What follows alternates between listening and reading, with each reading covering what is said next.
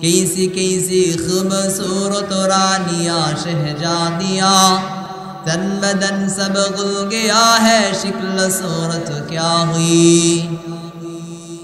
ऐ बिरादर सी जहानत रफ्तनस, ऐ बिरादर सी जहानत रफ्तनस, जानबाई अज़राइल आखिर दादनस। बाप भाई माँ बहन फर्जंद जन औ यारगार, बाप भाई माँ बहन फर्जंद जन औ यारगार। आशिको माशूक नौकर बंदाए खिदमत गुजार, काम आनेगा नहीं हर एक जुदा हो जाएगा, काम आनेगा नहीं हर एक जुदा हो जाएगा। बल्कि एक एक अज़्ब दुश्मन जन्म का हो जाएगा। हुस्न तेरा तंद रोज़े आखिर फना हो जाएगा, जिस पे तेरा नाज है वो खाक में मिल जाएगा। আজকে আমি আপনি বাহাদুরি করতেছি, বাবা আমার কথা না শুনে নিজের ইচ্ছে মতো চলতেছি, ভালো কথা। প্রত্যন্তরে কোরআন তো এমন শিক্ষা দেয় না। কোরআন তো শিক্ষা দেয় বাবা মা যেন কোনো অবস্থায় তোমার প্রতি উফ শব্দ এতটুকু না বলে, কোনো রকমের কোনো কষ্ট না পায়। যদি ওই কোরআনকে মানতে চাও বন্ধু, তবে তোমার জন্য প্রথম মানতে হবে তোমার বাবা মা যা বলেছেন ওইটা, এবং নবী আলাইহিস সালামের উপরে বিশ্বাস রাখতে হবে। কারণ মিশকাতের দ্বিতীয় খণ্ডে তথা প্রথম খণ্ডের 14 নম্বর হাদিসে নবী আলাইহিস সালাম বলেন, লা ইউমিনু আহাদুকুম হাত্তা আহাব্বা ইলাইহি মিন ওয়ালিদিহি ওয়া ওয়ালাদিহি ওয়ান নাসি আজমাইন। একজন মানুষ ততক্ষণ পর্যন্ত পরিপূর্ণ মুমিন মুসলমান হতে পারবে না যতক্ষণ পর্যন্ত বাবা মা ভাই বোন আত্মীয় স্বজন যা কিছু আছে সব কিছুর চাইতে তার রসুলকে ভালো না বাসবে, তথা নবী আলাইহিস সালামকে বেশি মোহাব্বত না করবে। এ বান্দা, এমন তো অবস্থায় যদি নবী আলাইহিস সালামকে আমার আপনার বন্ধু বানায় নিতে পারি, নবী আলাইহিস সালামের আদর্শ অনুযায়ী চলে, নবী আলাইহিস সালামের কোরআনী জিন্দেগিটাকে যদি আমি আপনি ফলো করতে পারি, শুধু দুনিয়াতেই নয় আখিরাতেও আমার আপনার পক্ষে সফলতা পাওয়া সম্ভব। বাবা ছেলেকে আদেশ করেছে, ছেলে অমান্য করার মতো কোনো সুযোগ হয় নাই। এরপরে বাবা তার ছেলেকে উত্তর দিচ্ছে, ও ছেলে, তোমাকে আমি যে বলেছিলাম, তোমাকে আদেশ করেছিলাম তুমি ঝুড়ি ভর্তি পানি আনবা, কিন্তু পানি আনো নাই। প্রত্যন্তরে তুমি একটু লক্ষ্য করে দেখো, ওই ঝুড়িতে তো ময়লা ছিল, আবর্জনা ছিল। ওই ময়লাযুক্ত আবর্জনাযুক্ত ঝুড়ি কিন্তু এখন পরিষ্কার হয়ে গেছে। ওই ঝুড়িতে কিন্তু এখন আর আবর্জনা নাই, ওই ঝুড়িতে কিন্তু এখন আর ময়লা নাই। কেন ময়লা নাই? কারণ তুমি বারবার বারবার পানির মধ্যে ওই ঝুড়িটাকে নাড়াচাড়া করছো। বারবার পানির মধ্যে ঝুড়িটাকে নাড়াচাড়া করার কারণে ওই ঝুড়ি থেকে ময়লা আবর্জনাটা মুক্ত হয়ে গেছে। ঠিক তদ্রূপ আমি কোরআন পড়তে জানি না, কিন্তু কোরআনের প্রতি অগাধ ভালোবাসা আছে। এই অগাধ ভালোবাসার থাকার কারণে, বেশি থেকে বেশি ভালোবাসা থাকার কারণে আমার অন্তরটা এমন হয়ে গেছে, কোরআনের হরফে হরফে কেমন জানি আমার মনে হয় আল্লাহ শুধু কোরআন লিখছেন এমন না, বরং আল্লাহ স্বয়ং আমার সঙ্গে কথা বলতেছে। স্বয়ং আল্লাহ রাব্বুল আলামিন কেমন জানি আমার সঙ্গে কথা বলতেছে। এমত অবস্থায় ওই কোরআনের শুধু হরফ জানি আমি পড়তেও জানি না, কিন্তু আমি আল্লাহর সঙ্গে কথা বলতেছি। এমন কলব পরিষ্কার হওয়ার কারণে আমার মনে চাই না যে আমি কোরআন ছেড়ে উঠে যাই। এজন্যই তো বলে, ও বান্দা, আপনি আমি মারা যাব এইটা তো নিশ্চিত, কিন্তু কোরআনের প্রতি যদি আমার আপনার ভালোবাসা থাকে, অবস্থানটা কেমন হবে যখন আমি আপনি কবরে চলে যাব? এই পৃথিবীতে আপনার আমার বাবা মা যত আত্মীয় স্বজনই হোক না কেন, যত মুহাব্বতের মানুষই হোক না কেন, কেউ কিন্তু আমার আপনার কবরে যাবে না। প্রক্ষান্তরে কবরে যাওয়ার পরে কোরআনের প্রতি যদি আমার অগাধ ভালোবাসা থাকে, ওই কোরআনটা আমার মাথার পাশে দাঁড়িয়ে যাবে। মাথার পাশে দাঁড়ানোর পরে যখন সওয়াল জবাব করার জন্য মুনকার নাকির আসবে, মুনকার নাকিরকে দেখেই বলবে, তুমি কি জন্য আসছো? মুনকার নাকির জবাব দিবে, কেন আমি আসা, এটাই তো স্বাভাবিক। মানুষ মারা গেছে, মাইয়াতকে দাফন করা হয়েছে, আমি তাকে সওয়াল জবাব করবো, প্রশ্ন উত্তর করবো। সে যদি প্রশ্নের সঠিক জবাব দিতে পারে তাহলে তার জন্য জান্নাত, নইলে জাহান্নাম।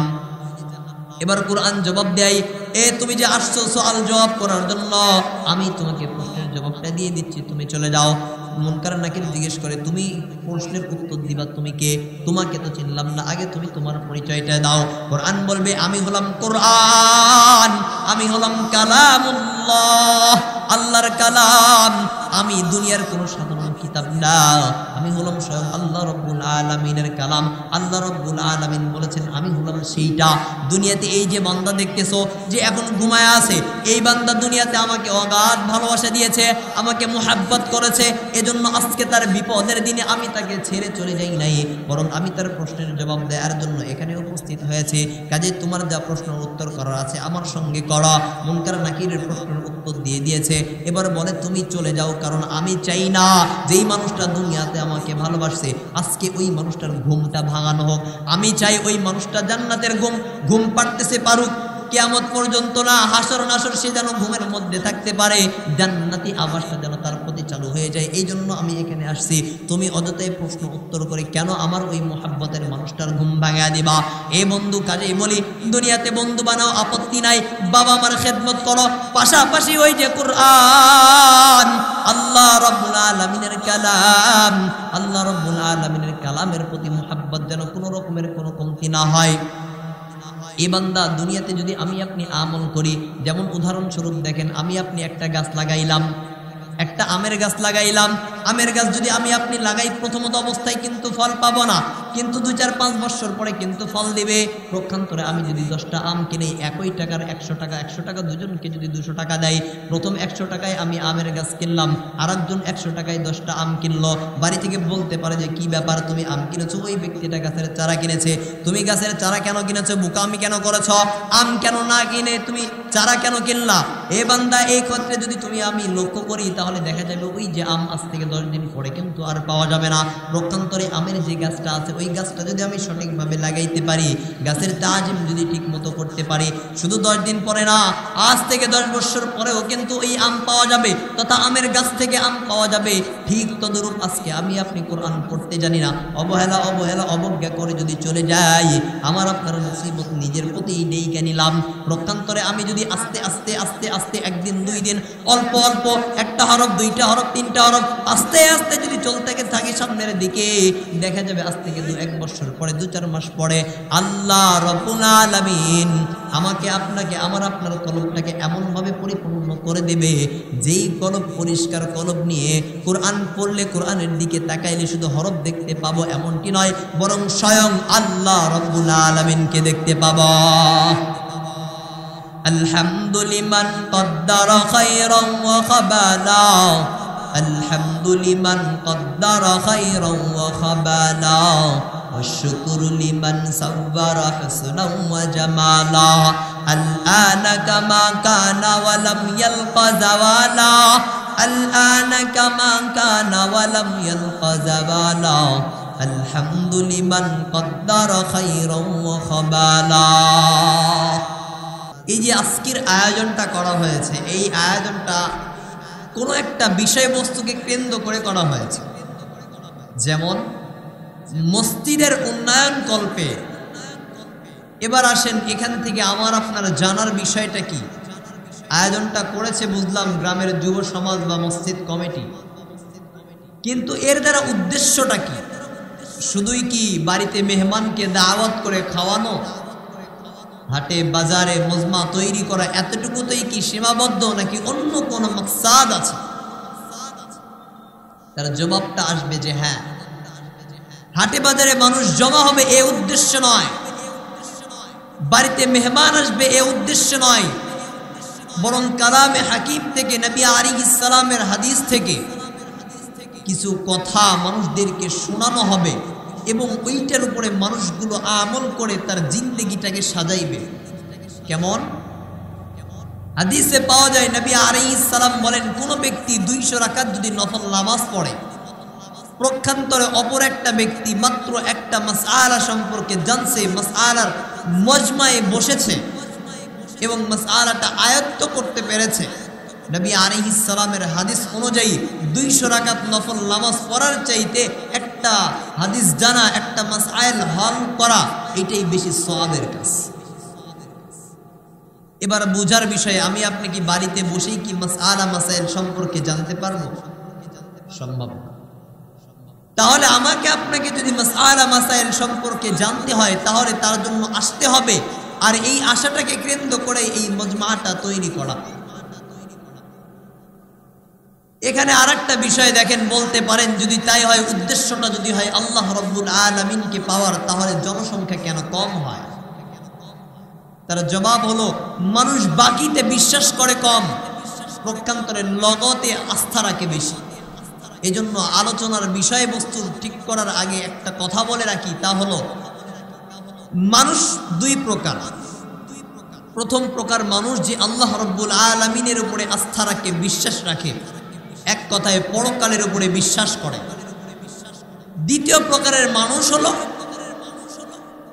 ওরা পরকালের উপরে বিশ্বাস রাখে না, আল্লাহ রাব্বুল আলামিনকেও মানে না। এমত অবস্থায় যারা আল্লাহ রাব্বুল আলামিনকে মানে তাদেরকে উদ্দেশ্য করে কিছু কথা, যারা পরকালকে বিশ্বাস করে, পক্ষান্তরে যারা পরকালকে বিশ্বাস করে না, পরকাল মানে না, তাদের উদ্দেশ্যে কোনো কথাই নেই। এমত অবস্থায় যারা আল্লাহ রাব্বুল আলামিনকে মানে, এদের অবস্থানটা কি হবে? এই মানার ক্ষেত্রেও শুধু যে আল্লাহকে মানবে এখানেই সীমাবদ্ধ হবে, বিষয়টা এমন না। বরং আল্লাহ রাব্বুল আলামিনকে যদি মানতে হয় তাহলে তার জন্য প্রথম শর্ত হবে আল্লাহ যেইটা বলেছেন ওইটা মানা। আল্লাহ যেইটা বলেছেন ওইটা যদি মানা যায় তবেই তো আল্লাহর পরকালে বিশ্বাস, পূর্ণ বিশ্বাস হতে পারবো, বা আমি একজন নিজেকে বিশ্বাসী বলে দাবি করতে পারবো। এক্ষেত্রে ওই আল্লাহকে যদি আমি জানতে চাই, তারও একটা সূরত হলো কোরআনকে জানা। কারণ নবী আলাইহিস সালামকে আল্লাহ পাঠিয়েছিলেন, তার আগে আরো পয়গম্বরদের পাঠিয়েছিলেন, কিন্তু সময়ের আবর্তনে, সময়ের কারণে আস্তে আস্তে সবগুলো চলে গেছে। নবী আলাইহিস সালাম উনিও চলে গেছেন, কিন্তু নবী আলাইহিস সালাম যে আদর্শটা রেখে গেছেন, আল্লাহ রাব্বুল আলামিনের পক্ষ থেকে যেইটা রেখেছেন তা হলো কোরআন এবং হাদিস। আমাকে আপনাকে ওই কোরআন এবং হাদিস সম্পর্কে জেনে মেনে তবেই তো আল্লাহকে পাওয়া সম্ভব। এবার দেখেন, আমি আপনি যদি কোরআন সম্পর্কে জানতে চাই তাহলে আমাকে প্রথমে যে বিষয়টি বলা হয়েছে তা হলো ইকরা, তথা বান্দা তুমি পড়ো। যদি আমি আপনি নাই পড়ি তাহলে কোরআন সম্পর্কে জানবো কি করে? প্রক্ষান্তরে আমি আপনি যদি পড়ি তবেই তো কোরআন সম্পর্কে আমার আপনার পক্ষে জানা সম্ভব। এজন্য বলা হয়েছে যদি তোমার চোখ থাকে তাহলে তুমি চোখ দিয়ে কোরআনকে যদি দেখো, চোখ দিয়ে কোরআনকে দেখলে তুমি দেখতে পাবা শুধুমাত্র হরফ লেখা আছে। প্রক্ষান্তরে তুমি যদি ব্রেন দিয়ে কোরআনকে দেখো তাহলে দেখতে পাবা কোরআন তোমাকে জ্ঞান দিচ্ছে। এরপরে তুমি যদি হৃদয় দিয়ে কোরআনকে দেখো তাহলে দেখতে পাবা কোরআন তোমাকে প্রেম দিচ্ছে। এরপরে তুমি যদি আস্থা, ভরসা, পবিত্র আত্মা নিয়ে কোরআনকে দেখো তাহলে তুমি কোরআনে স্বয়ং আল্লাহ রাব্বুল আলামিনকে দেখতে পাবে। স্বয়ং আল্লাহ রাব্বুল আলামিনকে দেখা শর্ত, বা তাকে দেখা যাবে তার জন্য শর্ত হলো পরিশুদ্ধ আত্মা লাগবে। কিন্তু আমি আপনি গান শুনতে শুনতে, কানে হেডফোন লাগাইয়া চলতে চলতে কোরআন শোনা তো দূরের কথা, কোরআন শুনলে কেমন জানি শরীরটা জ্বলে ওঠে। প্রক্ষান্তরে বিজ্ঞান, সায়েন্স সে তো বলে যে ব্যক্তি কোরআন পড়ে না তার কলবটা আস্তে আস্তে মরিচা ধরে। কেমন মরিচা ধরে? লোহা যেমন অনেক দিন ধরে যদি ঘুষা মাজা না করা হয়, পানি পড়তে পড়তে এক সময় দেখা যায় মরিচা ধরে। এমত অবস্থায় ওই লোহাটাকে যদি পবিত্র তথা ভালো করতে চায় তাহলে কামারের কাছে দিতে হয়। কামার কি করে? ওইটারে পিটাইয়া পিটাইয়া সোজা করে। ঠিক তদুরূপ কোরআনের মজমায় না আসতে পেরে যারা বাইরে আছে তাদের কলবটাও এরকম আস্তে আস্তে, একদিন দুই দিন আস্তে আস্তে তাদের কলবটা মরিচা ধরে যাবে। যখন মরিচা ধরে যাবে তখন ওইটাকে আবার কামারের কাছে না দিলে ভালো করা যাবে না। প্রক্ষান্তরে যারা আসবে তাদের কলবটাকে পিটাইয়া পিটাইয়া এরকম ভাবে যখন পবিত্র করা হবে, এরপরে আস্তে আস্তে আল্লাহ রাব্বুল আলামিনের নূর তার কলবে পয়দা করে দিবেন। প্রক্ষান্তরে আজকে আমি আপনি যদি বাহাদুরি করি যে মানলাম না, কোরআনকে মানলাম না, তাহলে এর দ্বারা কোনো ফায়দা হবে না। যারা দেখবেন এই যে কোরআন শুনে, বিজ্ঞান বলে যারা কোরআন শুনে আল্লাহ রাব্বুল আলামিন আস্তে আস্তে তাদের কলবটা পরিষ্কার করে দেয়, অর্থাৎ তাদের ব্রেনটা সতেজ থাকে। প্রক্ষান্তরে যারা কোরআন না পড়ে কানে হেডফোন দিয়ে রাস্তায় চলাফেরা করে, এদের ক্ষেত্রে বলে যখন কানে কেউ হেডফোন লাগায় ওই ক্ষেত্রে কানে যে এই যে ডিজে আওয়াজটা হয়, এই আওয়াজের কারণে কানের পর্দার ভিতরে আস্তে আস্তে এক পর্যায়ে এক প্রকার ব্লকেজ সৃষ্টি হয়। যে ব্লকেজটা সৃষ্টি হওয়ার দ্বারা কি হয়, তার কানের সঙ্গে যে ব্রেনের একটা সম্পর্ক, নিজের শরীরের প্রত্যেকটা অঙ্গের সাথে কিন্তু ব্রেনের সম্পর্ক আছে। আপনার পায়ে যদি আঘাত লাগে ওইটাও ব্রেনে সিগন্যাল দিবে, চোখে আঘাত লাগলে ওইটাও ব্রেনে সিগন্যাল দিবে। ঠিক তদ্রূপ শরীরের প্রত্যেকটা অঙ্গ প্রত্যঙ্গের সাথে ব্রেনের কানেকশন আছে।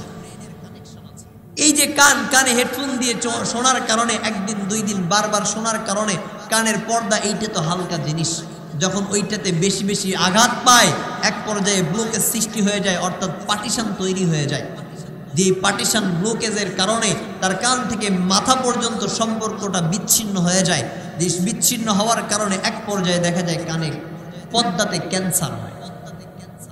পক্ষান্তরে কোরআন শুনলে তার ওই রকম অসুস্থতা দূর হয়ে যায়।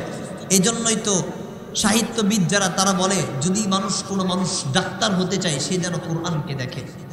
যে ব্যক্তি ডাক্তার হতে চায় সে যেন কোরআনকে দেখে, তথা ডাক্তারের দৃষ্টিকোণ থেকে যদি কোরআন দেখা হয় তাহলে পুরো কোরআনটা শুধু ডাক্তারেই ভরপুর, তথা চিকিৎসা স্বাস্থ্যবিদে ভরপুর। পক্ষান্তরে কেউ যদি ইঞ্জিনিয়ারের দৃষ্টিতে কোরআনকে দেখে তাহলে দেখতে পারবে পুরো কোরআনটা শুধু ইঞ্জিনিয়ার সম্পর্কেই লেখা। কোনো মানুষ যদি চিন্তা করে যে না আমি ইঞ্জিনিয়ার ডাক্তার না সাহিত্য হতে চাও, সেও যদি কোরআনকে দেখে দেখবে পুরো কোরআনটা সাহিত্যে ভরপুর। কেউ যদি বলে আমি কবি হতে চাই তাহলে সে যেন কোরআনকে দেখে, পুরো কোরআনটাকে দেখবে কবি দিয়ে আল্লাহ রাব্বুল আলামিন ভরা দিয়েছেন, তথা তার পক্ষে কবিতা আবৃত্তি করাটা সম্ভব। কোরআনটা আপনি কোন দিক দিয়ে নেবেন? বর্তমানের প্রধানমন্ত্রী উনি যদি আজ থেকে 20 বছর আগে কোনো কথা বলে থাকেন, ওই কথাটা কিন্তু এখনো কার্যকর করা হয়। সাধারণ একটা প্রধানমন্ত্রী যদি আজ থেকে 20 বছর আগে কিছু বলেছে, ওইটা যদি কার্যকর করা হয়, তাহলে আমার আল্লাহ রাব্বুল আলামিন যিনি আসমান সৃষ্টি করলেন, জমিন সৃষ্টি করলেন, এত কিছুকে আল্লাহ সৃষ্টি করলেন, ওই আল্লাহ যদি কিছু বলে 200-400 বছর কেন পৃথিবীর শুরু থেকে শেষ পর্যন্ত ওইটাই থাকবে। এজন্য বান্দা কোরআনকে পড়ে কোরআন সম্পর্কে জেনে ওই অনুযায়ী আমল করা দরকার। নইলে ফলাফলটা কি হবে? আমি আজকে বাহাদুরি করতেছি ভালো কথা, যখন আমি আপনি কবরে চলে যাব তখন বুঝবো শাস্তিটা কেমন হয়। পক্ষান্তরে কোরআন শোনার দ্বারা আস্তে আস্তে আমার কলবটা পরিষ্কার হবে। কেমন পরিষ্কার? একজন বাবা ছিল যে কিনা কোরআন পড়তে জানতো না, শুধুমাত্র ওই যে অক্ষরগুলো আছে অক্ষরের উপর দিয়ে আঙ্গুল ঘুরাইতো। তার সন্তানটা বলতেছে, বাবা তুমি কোরআন পড়তে পারো না, এরপরেও আঙ্গুল ঘুরাও, এর কারণটা কি? মুসলমান বান্দা তার সন্তান তার বাবাকে প্রশ্ন করে, ও বাবা তুমি তো কোরআন পড়তে পারো না, এরপরও কোরআনের পৃষ্ঠায় পৃষ্ঠায় আঙ্গুল ঘোরাও কেন? তার বাবা জবাব দেয়, আমি তোমাকে যে উত্তরটা দিব, আমি কেন কোরআনের পৃষ্ঠায় পৃষ্ঠায় কোরআন তথা আঙ্গুল ঘুরাই, হরফে হরফে আঙ্গুল ঘুরাই, এর উত্তরটা দেওয়ার আগে তোমাকে ছোট্ট একটা কাজ দিই, ওই কাজটা তুমি করো। সন্তান বলে, ঠিক আছে বাবা দেন, আপনি কি কাজ দিতে চান? আমি মানতে রাজি,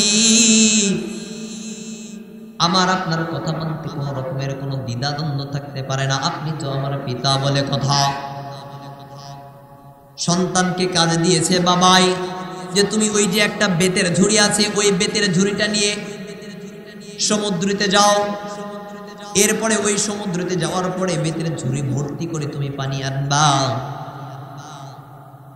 যে আদেশটা করেছে তার বাবা, তাকে সন্তানটা নির্ভীকে কোনো রকমের কোনো প্রশ্ন ছাড়া আদেশটা মানার জন্য প্রস্তুত হয়ে গেছে। কারণ তার বাবা বলেছে ঠিক আছে। বাবা বলার পরে বলতেছে ঠিক আছে, আমার কোনো প্রশ্ন নাই বাবা, আপনি বলেছেন আমি মানতে রাজি।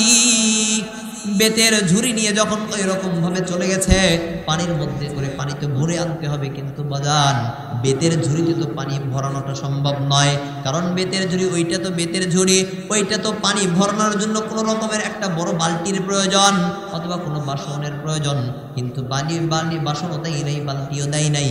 বালতি বাসন না দিয়ে একটা বেতের ঝুড়ি দিয়েছে, যেই বেতের ঝুড়িটা এরকম ভাবে কালো ছিল, এমন কালো ছিল, কেমন কালো, কয়লা বহন করার কারণে কালো হয়ে গেছে। ওই বেতের ঝুড়িটা দিয়েছে যে সন্তান তুমি এই বেতের ঝুড়ি, এই ময়লাযুক্ত বেতের ঝুড়িতে তুমি বেতের ঝুড়ি ভর্তি করে পানি আনবা। একবার চেষ্টা করেছে, দুইবার চেষ্টা করেছে, কিন্তু না, যখন বেতের ঝুড়িটা পানির মধ্যে থেকে উঠাই লক্ষ্য করে দেখে এক ফোঁটা পানিও থাকে না, টপ টপ করে পড়তে পড়তে সমস্ত পানি শেষ হয়ে যায়। কিন্তু বাবা তো আদেশ করেছে। এজন্য প্রশ্ন ছাড়া একবার দুইবার বারবার চেষ্টা করার সত্ত্বেও যখন দেখতেছে যে না পারতেছে না, হচ্ছে না, এক ফোঁটা পর্যন্ত পানি শুকনো তো উঠানোর আগেই সব পানি পড়ে যাচ্ছে, এরপরে বাবাকে জিজ্ঞেস করছে, ও বাবা আপনি বলেছেন, আমি শুনেছি একবার দুইবার নয়, আমি অনেকবার চেষ্টা করেছি, কিন্তু বাবা আমি তো সফল হতে পারি নাই, আমি এক্ষেত্রে করবোটা কি? আমি তো পারি নাই পানি বহন করে আনতে, পানি তো নিয়ে আসতে আমার পক্ষে সম্ভব হয় নাই, তাহলে এক্ষেত্রে আমার করণীয়টা কি? এমত অবস্থায় বাবা বলতেছে, তোমাকে পানি আনার জন্য দিয়েছিলাম কিন্তু তুমি পারো নাই, তাহলে একটা কথা শুনে রাখো, এই যে তুমি আমার আদেশটা মানলে, আমার আদেশটা অমান্য করলা না, এইটাই তো তোমার জন্য বড় ফলদায়ক হয়েছে। কেমন?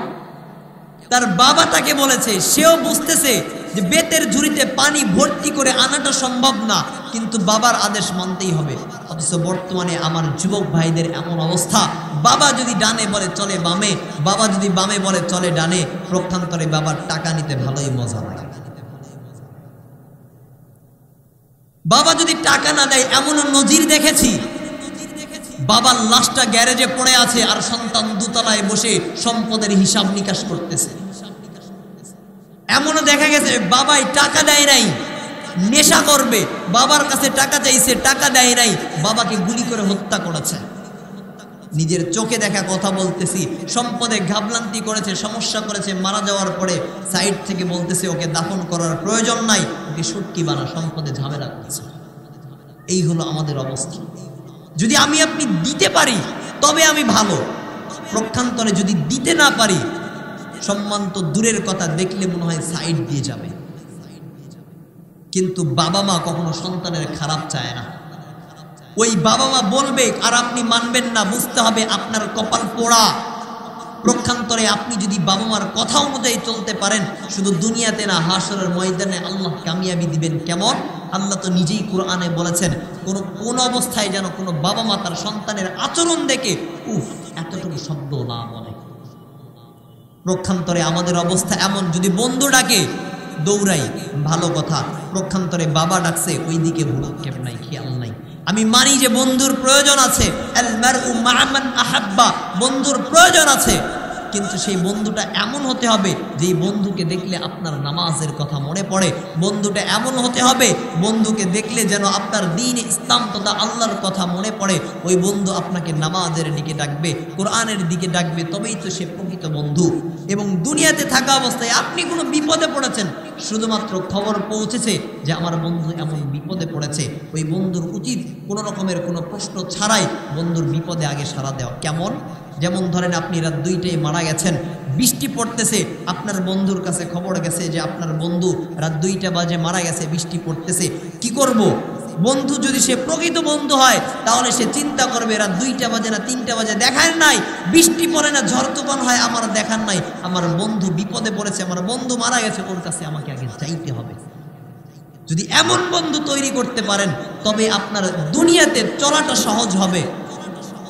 আবার এই বন্ধুটাকে কেন্দ্র করে বাবা মার সঙ্গে অত্যাচার, অন্যায়, অবিচার তথা বাবা মার কথাকে খেলাফ করাও যাবে না। কারণ যে প্রকৃত বন্ধু সে আপনাকে কখনো বাবা মার বিপরীত চলতে বলবে না, বরং বাবা মা যেইটা বলবে ওইভাবে চলার প্রতি আদেশ করবে, ওইভাবে চলতে বলবে। এজন্য ওই বাবা মাকে অবহেলা করে বন্ধুত্ব টিকাইতে যাওয়া, এইটা পুরোই বোকামি। প্রক্ষান্তরে যদি বন্ধু এমন হয় যে আপনার বিপদে আপনাকে সাড়া দিবে, তাহলে আলহামদুলিল্লাহ, ভালো। এই জন্যই তো কবি বলে, মৃত্যুর আগে ওই বাবা মার থেকে তুমি জান্নাতটাকে কামাই করে নাও। যদি মৃত্যুর আগে বাবা মার থেকে জান্নাত কামাই করতে না পারো তাহলে তোমার কপালটা দুর্ভাগা। কেমন? এই জন্যই তো কবি বলে, कैसे कैसे ताजदारो बादशाह चल बसे, कैसे कैसे ताजदारो बादशाह चल बसे, ओ खजीना बाला खाना शान शौकत क्या हुई, कैसी कैसी खूबसूरत रानिया शहजादिया, तन बदन सब गुल गया है, शिक्ल सूरत क्या हुई, ऐ बिरादर सी जहानत रस्तनस, ऐ बिरादर सी जहानत रस्तनस, जाने बाई अज़राइल आखिर दादनस, बाप भाई माँ बहन फर्जंद औ यारगार, बाप भाई माँ बहन फर्जंद जंद औयारगार आशिक माशूक नौकर बंदे खिदमत गुजार काम आनेगा नहीं हर एक जुदा हो जाएगा काम आनेगा नहीं हर एक जुदा हो जाएगा बल्कि एक एक अज़्व दुश्मन जन्म का हो जाएगा। আজকে আমি আপনি বাহাদুরি করতেছি, বাবা আমার কথা না শুনে নিজের ইচ্ছে মতো চলতেছি, ভালো কথা। প্রক্ষান্তরে কোরআন তো এমন শিক্ষা দেয় না। কোরআন তো শিক্ষা দেয় বাবা মা যেন কোনো অবস্থায় তোমার প্রতি উফ শব্দ এতটুকু না বলে, কোনো রকমের কোনো কষ্ট না পায়। যদি ওই কোরআনকে মানতে চাও বন্ধু, তবে তোমার জন্য প্রথম মানতে হবে তোমার বাবা মা যা বলেছেন ওইটা, এবং নবী আলাইহিস সালামের উপরে বিশ্বাস রাখতে হবে। কারণ মিশকাতের দ্বিতীয় খণ্ডে তথা প্রথম খণ্ডের 14 নম্বর হাদিসে নবী আলাইহিস সালাম বলেন, লা ইউমিনু আহাদুকুম হাত্তা আহাব্বা ইলাইহি মিন ওয়ালিদিহি ওয়া ওয়ালাদিহি ওয়ান নাসি আজমাইন। একজন মানুষ ততক্ষণ পর্যন্ত পরিপূর্ণ মুমিন মুসলমান হতে পারবে না যতক্ষণ পর্যন্ত বাবা মা ভাই বোন আত্মীয় স্বজন যা কিছু আছে সব কিছুর চাইতে তার রসুলকে ভালো না বাসবে, তথা নবী আলাইহিস সালামকে বেশি মোহাব্বত না করবে। এ বান্দা, এমন তো অবস্থায় যদি নবী আলাইহিস সালামকে আমার আপনার বন্ধু বানায় নিতে পারি, নবী আলাইহিস সালামের আদর্শ অনুযায়ী চলে, নবী আলাইহিস সালামের কোরআনী জিন্দেগিটাকে যদি আমি আপনি ফলো করতে পারি, শুধু দুনিয়াতেই নয় আখিরাতেও আমার আপনার পক্ষে সফলতা পাওয়া সম্ভব। বাবা ছেলেকে আদেশ করেছে, ছেলে অমান্য করার মতো কোনো সুযোগ হয় নাই। এরপরে বাবা তার ছেলেকে উত্তর দিচ্ছে, ও ছেলে, তোমাকে আমি যে বলেছিলাম, তোমাকে আদেশ করেছিলাম তুমি ঝুড়ি ভর্তি পানি আনবা, কিন্তু পানি আনো নাই। প্রক্ষান্তরে তুমি একটু লক্ষ্য করে দেখো, ওই ঝুড়িতে তো ময়লা ছিল, আবর্জনা ছিল। ওই ময়লাযুক্ত আবর্জনাযুক্ত ঝুড়ি কিন্তু এখন পরিষ্কার হয়ে গেছে। ওই ঝুড়িতে কিন্তু এখন আর আবর্জনা নাই, ওই ঝুড়িতে কিন্তু এখন আর ময়লা নাই। কেন ময়লা নাই? কারণ তুমি বারবার বারবার পানির মধ্যে ওই ঝুড়িটাকে নাড়াচাড়া করছো। বারবার পানির মধ্যে ঝুড়িটাকে নাড়াচাড়া করার কারণে ওই ঝুড়ি থেকে ময়লা আবর্জনাটা মুক্ত হয়ে গেছে। ঠিক তদ্রূপ আমি কোরআন পড়তে জানি না, কিন্তু কোরআনের প্রতি অগাধ ভালোবাসা আছে। এই অগাধ ভালোবাসার থাকার কারণে, বেশি থেকে বেশি ভালোবাসা থাকার কারণে আমার অন্তরটা এমন হয়ে গেছে, কোরআনের হরফে হরফে কেমন জানি আমার মনে হয় আল্লাহ শুধু কোরআন লিখছেন এমন না, বরং আল্লাহ স্বয়ং আমার সঙ্গে কথা বলতেছে। স্বয়ং আল্লাহ রাব্বুল আলামিন কেমন জানি আমার সঙ্গে কথা বলতেছে। এমন অবস্থায় ওই কোরআনের শুধু হরফ জানি আমি পড়তেও জানি না, কিন্তু আমি আল্লাহর সঙ্গে কথা বলতেছি। এমন কলব পরিষ্কার হওয়ার কারণে আমার মনে চাই না যে আমি কোরআন ছেড়ে উঠে যাই। এজন্যই তো বলে, ও বান্দা, আপনি আমি মারা যাব এইটা তো নিশ্চিত, কিন্তু কোরআনের প্রতি যদি আমার আপনার ভালোবাসা থাকে, অবস্থানটা কেমন হবে যখন আমি আপনি কবরে চলে যাব?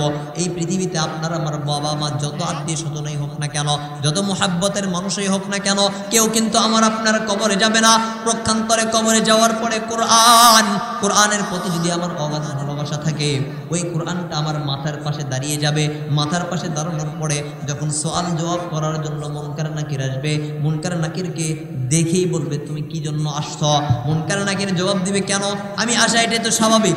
মানুষ মারা গেছে, মাইয়াতকে দাফন করা হয়েছে, আমি তাকে সওয়াল জবাব করবো, প্রশ্ন উত্তর করবো। সে যদি প্রশ্নের সঠিক জবাব দিতে পারে তাহলে তার জন্য জান্নাত, নইলে জাহান্নাম। এবার কোরআন জবাব দেয়, তুমি যে আসছো সওয়াল জবাব করার জন্য, আমি তোমাকে প্রশ্নের জবাবটা দিয়ে দিচ্ছি, তুমি চলে যাও। মুনকার নাকির জিজ্ঞেস করে, তুমি প্রশ্নের উত্তর দিবা, তুমি কে? তোমাকে তো চিনলাম না, আগে তুমি তোমার পরিচয়টা দাও। কোরআন বলবে, আমি হলাম কোরআন, আমি হলাম কালামুল্লাহ, আল্লাহর কালাম। আমি দুনিয়ার কোনো সাধারণ কিতাব না, আমি হলাম স্বয়ং আল্লাহ রাব্বুল আলামিনের কালাম। আল্লাহ রাব্বুল আলামিন বলেছেন আমি হলাম সেইটা। দুনিয়াতে এই যে বান্দা দেখতেছো যে এখন ঘুমায় আছে, এই বান্দা দুনিয়াতে আমাকে অগাধ ভালোবাসা দিয়েছে, আমাকে মুহাব্বত করেছে। এজন্য আজকে তার বিপদের দিনে আমি তাকে ছেড়ে চলে যাই নাই, বরং আমি তার প্রশ্নের জবাব দেওয়ার জন্য এখানে উপস্থিত হয়েছে। কাজে তোমার যা প্রশ্নের উত্তর করার আছে আমার সঙ্গে করা। মুনকার নাকিরের প্রশ্নের উত্তর দিয়ে দিয়েছে। এবার বলে, তুমি চলে যাও, কারণ আমি চাই না যেই মানুষটা দুনিয়াতে আমাকে ভালোবাসছে আজকে ওই মানুষটার ঘুমটা ভাঙানো হোক। আমি চাই ওই মানুষটা জান্নাতের ঘুম পাড়তেছে পারুক, কিয়ামত পর্যন্ত না, হাসর নাসর সে যেন ঘুমের মধ্যে থাকতে পারে, জান্নাতি আবাসটা যেন তার প্রতি চালু হয়ে যায়। এই জন্য আমি এখানে আসছি। তুমি অযথাই প্রশ্ন উত্তর করে কেন আমার ওই মোহাব্বতের মানুষটার ঘুম ভাঙা দিবা? এ বন্ধু, কাজেই বলি দুনিয়াতে বন্ধু বানাও, আপত্তি নাই, বাবা মার খেদমত করো, পাশাপাশি ওই যে কুরআন, আল্লাহ রাব্বুল আলামিনের কালাম, আল্লাহ রাব্বুল আলামিনের কালামের প্রতি মোহাব্বত যেন কোনো রকমের কোনো কমতি না হয়। এই বান্দা, দুনিয়াতে যদি আমি আপনি আমল করি, যেমন উদাহরণস্বরূপ দেখেন, আমি আপনি একটা গাছ লাগাইলাম, একটা আমের গাছ লাগাইলাম। আমের গাছ যদি আমি আপনি লাগাই, প্রথমত অবস্থায় কিন্তু ফল পাবো না, কিন্তু 2-4-5 বছর পরে কিন্তু ফল দিবে। পক্ষান্তরে আমি যদি 10টা আম কিনে একই টাকার 100 টাকা দুজনকে যদি 200 টাকা দেয়, প্রথম 100 টাকায় আমি আমের গাছ কিনলাম, আর একজন 100 টাকায় 10টা আম কিনলো।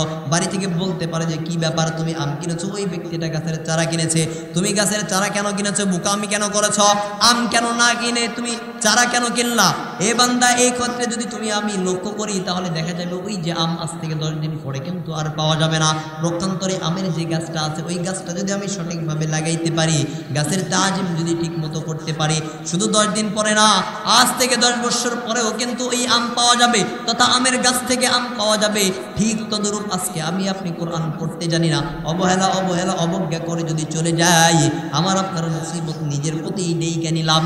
পক্ষান্তরে আমি যদি আস্তে আস্তে আস্তে আস্তে 1 দিন 2 দিন অল্প অল্প 1টা হরফ 2টা হরফ 3টা হরফ আস্তে আস্তে যদি চলতে থাকি সামনের দিকে, দেখা যাবে আজ থেকে 1 বছর পরে 2-4 মাস পরে আল্লাহ রাব্বুল আলামিন আমাকে আপনাকে আমার আপনার কলবটাকে এমনভাবে পরিপূর্ণ করে দেবে, যেই কলব পরিষ্কার কলব নিয়ে কোরআন পড়লে, কোরআনের দিকে তাকাইলে শুধু হরফ দেখতে পাবো এমনটি নয়, বরং স্বয়ং আল্লাহ রাব্বুল আলামিনকে দেখতে পাবো। আলহামদুলিমান কদ্দারা খায়রান ওয়া খাবালা, আলহামদুলিমান কদ্দারা খায়রান ওয়া খাবালা, ওয়াশকুরু লিমান সাওয়ারা হুসনান ওয়া জামালা, আল-আনা কামা কানা ওয়া লাম ইয়ালকা যাওয়ালা, আল-আনা কামা কানা ওয়া লাম ইয়ালকা যাওয়ালা, আলহামদুলিমান কদ্দারা খায়রান ওয়া খাবালা।